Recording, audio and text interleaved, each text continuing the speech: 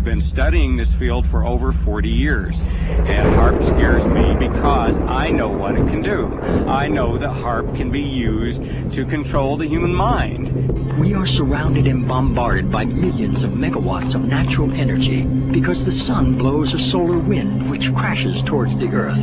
Since the Earth is a giant magnet, the magnetic field called the magnetosphere protects us. Haarp's original patents were designed to distort or alter the magnetosphere. It's interesting to compare humans and the Earth.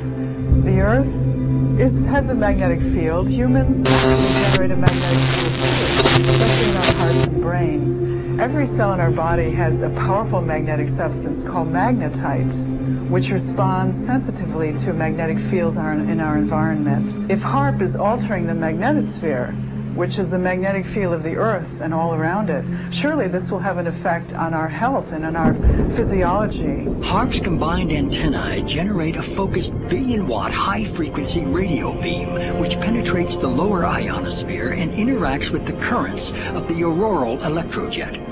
During this modification, this pulsing beam stimulates the ionosphere, creating ELF waves which can move great distances through the lower atmosphere and penetrate into the Earth. And once they get the energy up into the ionosphere, depending on what they want to do, they can create a secondary frequency causing the ionosphere to vibrate, sending that signal back down to the Earth. But this same kind of signals in the same frequency range, can affect human mood. The human brain operates on very low frequencies. For example, when we're thinking, actively, we're generating about 13, 14 cycles per second. When we're meditating, we're generating 8 cycles per second. And when we're asleep, the brain waves are running at about 4 cycles per second.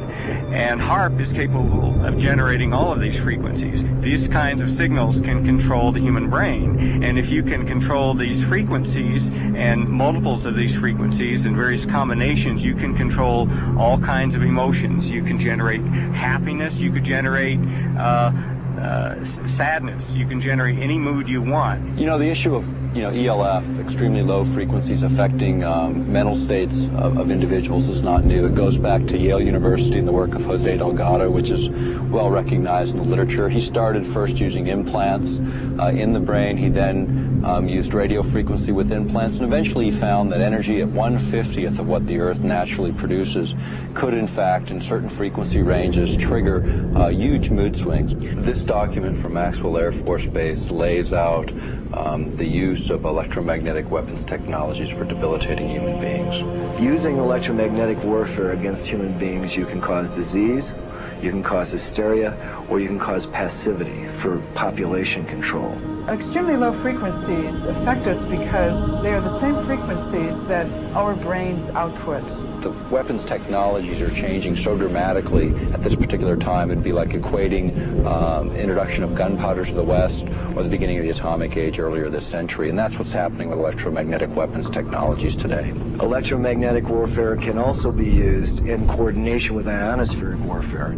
After I had actually left the program in 1987, one of the last communications I had with ARCO indicated that there had been a contract awarded for ionospheric warfare studies.